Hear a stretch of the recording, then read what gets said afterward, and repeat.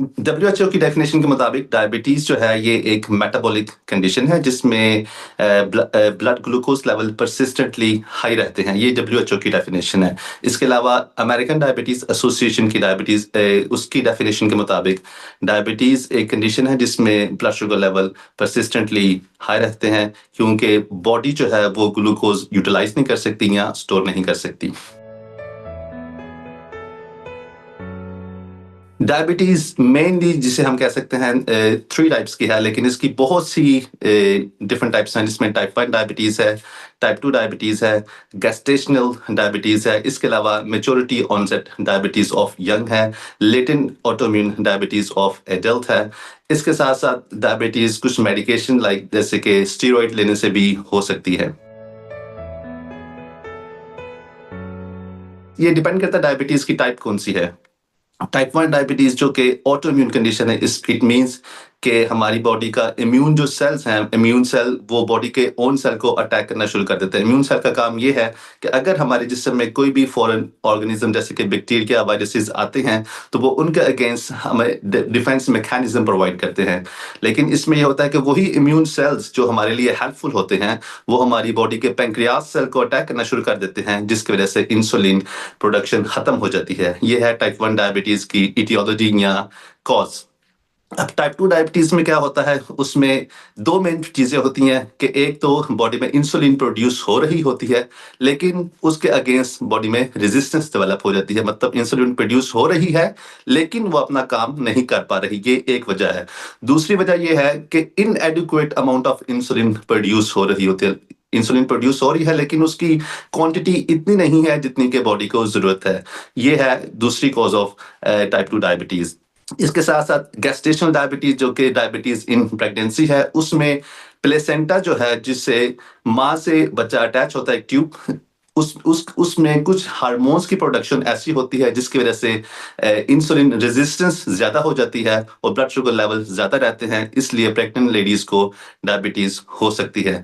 इसके साथ साथ डायबिटीज की एक और वजह भी है कि अगर किसी को पैंक्रियास का मसला है, जिसको जैसे कि क्रोनिक पैंक्रेटाइटिस है या किसी को पैंक्रियाटिक कैंसर है या किसी वजह से किसी का पैंक्रियास रिमूव हो गया है, तो उसकी वजह से भी डायबिटीज हो सकती है।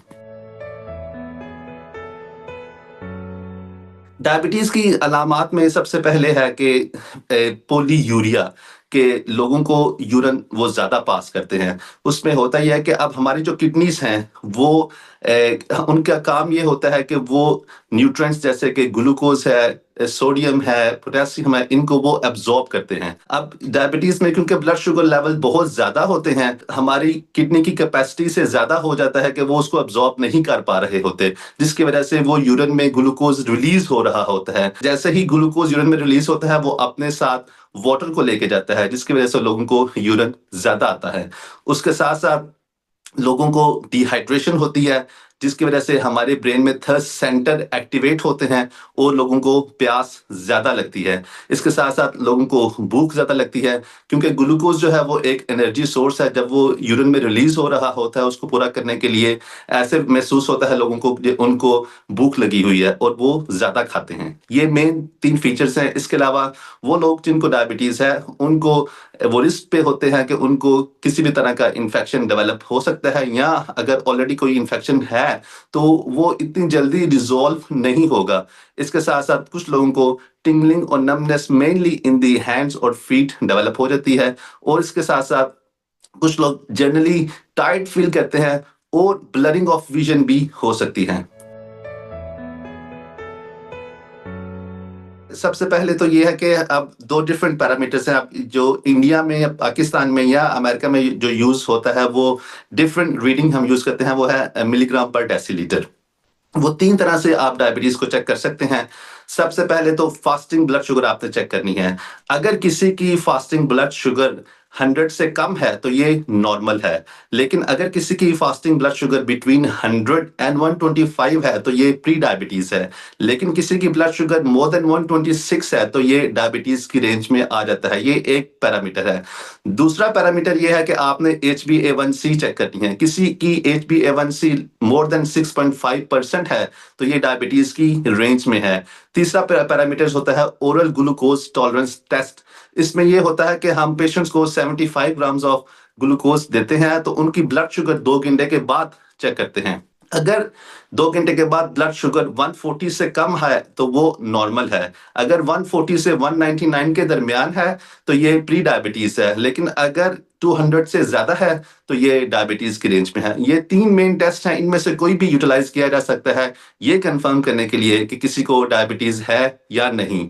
अब दूसरा क्वेश्चन है कि हम ये कैसे डिफरेंशिएट करेंगे कि ये टाइप 1 डायबिटीज़ है या टाइप 2 डायबिटीज़ है। उसके लिए हम टेस्ट करते हैं जिसे हम कहते हैं बीटा सेल एंटीबॉडीज़। इसमें आती हैं एंटीबॉडीज़ आती हैं, एंटी IAA2 एंटीबॉडीज़ आती हैं और एंटी ZNT8 एंटीबॉडीज़ आती हैं। अगर ये एंटीबॉडीज पॉजिटिव आए, तो ये इंडिकेट करता है कि उस बंदे को टाइप 1 डायबिटीज है। लेकिन अगर ये नेगेटिव आए, तो ये टाइप 2 की तरफ इशारा करता है। इसके साथ साथ हम सी पेप्टाइड लेवल भी चेक कर सकते हैं। टाइप 1 डायबिटीज में सी पेप्टाइड लेवल लो होता है और टाइप 2 डायबिटीज में सी पेप्टाइड लेवल ज्यादा होते हैं। तो ये कुछ ऐसे ब्लड टेस्ट हैं जो हम कर सकते हैं, जिनकी वजह से ये डिफरेंशिएट किया जा सकता है कि किसी को टाइप 1 डायबिटीज है या टाइप 2 डायबिटीज है। डायबिटीज जो है, ये ऐसी कंडीशन है कि जो कि बहुत ऑलमोस्ट बॉडी के हर ऑर्गन को ही इन्वॉल्व करती है। ये इसकी डिफरेंट कॉम्प्लिकेशन है। मेनली ये हमारी जो बिगर वेसल्स हैं उनको इन्वॉल्व कर सकती है। बिगर वेसल्स जो हार्ट को जा रही हैं, तो अगर उनको अफेक्ट करती हैं तो हार्ट अटैक करवा सकती है। वही वेसल्स को अगर जो ब्रेन को जा रही हैं अफेक्ट करें, तो ये स्ट्रोक करवा सकती है। इसके साथ साथ हमारे जो लेग्स की बिगर वेसल्स हैं, अगर ये उनको इन्वॉल्व करती है, तो ब्लड सप्लाई कम हो जाती है, जिसकी वजह से लोगों को पेरिफेरल वेस्कुलर डिजीज होती है और कई दफा उनको स्कीमिया ऐसा डेवलप होता है कि हमें एम्पुटेशन करनी पड़ती है। इसके साथ साथ ये स्मॉल वेसल्स को भी इन्वॉल्व कर सकती है, जो कि आईज को जा रही हों, जिसकी वजह से ब्लरिंग ऑफ विजन हो सकती है और ब्लाइंडनेस भी हो सकती है।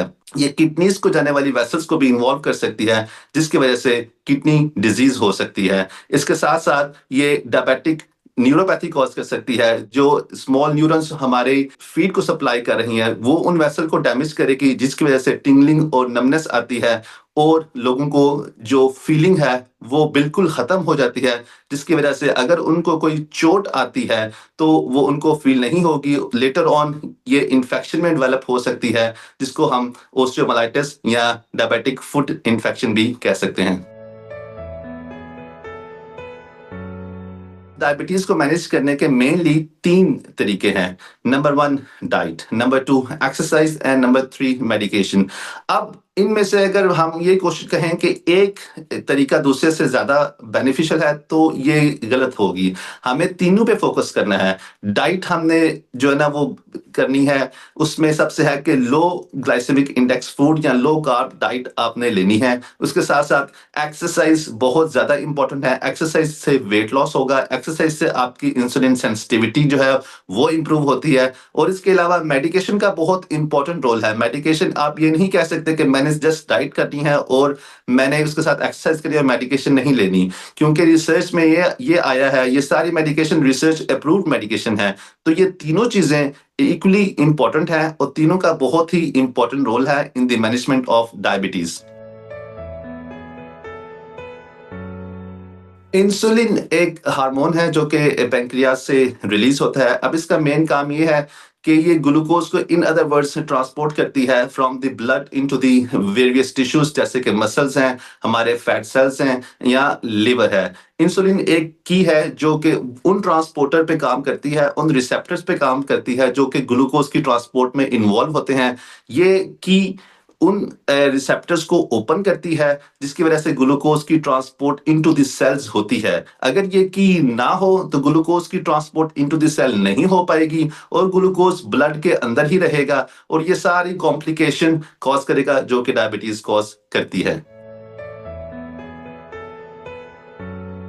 ये डिपेंड करता है कि डायबिटीज कौन सी टाइप की है। अगर किसी को टाइप 1 डायबिटीज है, तो आजकल तो एक मॉनिटर मॉनिटर आए हुए हैं, जिसे हम कहते हैं कॉन्टिन्यूअस ग्लूकोज मॉनिटर। आपने देखा होगा कि वो ज्यादातर लोगों के ये शोल्डर रीजन में हम अटैच करते हैं, जो कि 24 घंटे उनको ग्लूकोज की रीडिंग दे रहे होते हैं। टाइप 1 डायबिटीज के जो भी पेशेंट हैं ऑल ओवर द यूके, वो ये कॉन्टिन्यूअस ग्लूकोज मॉनिटर यूज करते हैं। लेकिन वो लोग जो ये नहीं यूज़ करना चाहते और जिनको टाइप 1 डायबिटीज़ है, उनको एटलीस्ट 4 दफ़ा अपनी ब्लड शुगर चेक करनी चाहिए दिन में। 3 दफ़ा खाने से पहले और 1 दफ़ा रात को सोने से पहले। और वो लोग जिनको टाइप 2 डायबिटीज़ है और उनकी डायबिटीज़ अच्छी कंट्रोल है, वो दिन में 1 दफ़ा ब्लड शुगर चेक कर सकते हैं अनलेस वो इंसुलिन यूज़ कर रहे हैं। अगर वो इंसुलिन यूज़ कर रहे हैं, तो उनको एटलीस्ट 3 से 4 दफ़ा अपनी ब्लड शुगर चेक करनी चाहिए। डायबिटीज़ का इलाज सबसे पहले तो वो मैंने बता चुका हूँ, उनको इसको मैनेज करने में सबसे पहला इम्पोर्टेंट रोल है डाइट का। डाइट आपने कौन-सी यूज़ करनी है? लो कार्ब डाइट यूज़ करनी है, जिसमें लो कार्ब डाइट में ये आता है कि फ़र्ज़ करें कि कार्बोहाइड्रेट की अमाउंट आपने जो है वो कम करनी है या ऐसा फूड लेना है जिसका ग्लाइसेमिक इंडेक्स जो है वो कम है। उन फूड में कौन-कौन सी चीज़ें आती हैं, उनमें वेजिटेबल उसको यूज़ करें। इसके साथ-साथ दालों का इस्तेमाल वो ज़्यादा करें, चने का इस्तेमाल ज़्यादा करें, फ़िश का इस्तेमाल कर सकते हैं, चिकन का इस्तेमाल कर सकते हैं या लो ग्लाइसेमिक फ्रूट्स हैं, उनका इस्तेमाल किया जा सकता है। ये डाइटरी मॉडिफ़िकेशन है जो कोई भी डायबिटिक पेशेंट यूज़ कर सकते हैं। नंबर 2, दिन में 1 दफ़ा आप इस्तेमाल कर सकते हैं चिकन, एग्स और लो फैट डेयरी प्रोडक्ट्स आप इस्तेमाल कर सकते हैं और वीक में 3 दफ़ा फिश या सी फूड इस्तेमाल किया जा सकता है और वीक में 1 दफ़ा रेड मीट का इस्तेमाल किया जा सकता है। अब ये है मेडिटेरेनियन डाइट। अगर कोई लोग डायबिटिक है, उनको ये डाइट फ़ॉलो करनी चाहिए। उनको 52% उनकी एचबीएवनसी कम होने का इंडिकेशन है एज़ पर द रिसर्च। इसके साथ-साथ एक्सरसाइज़ बहुत इम्पोर्टेंट है। कुछ ऐसी एक्सरसाइज़ हैं जो कि लोगों को करनी चाहिए। For example brisk walk. Week में एटलीस्ट 150 मिनट्स जो है उनको वॉक करनी चाहिए।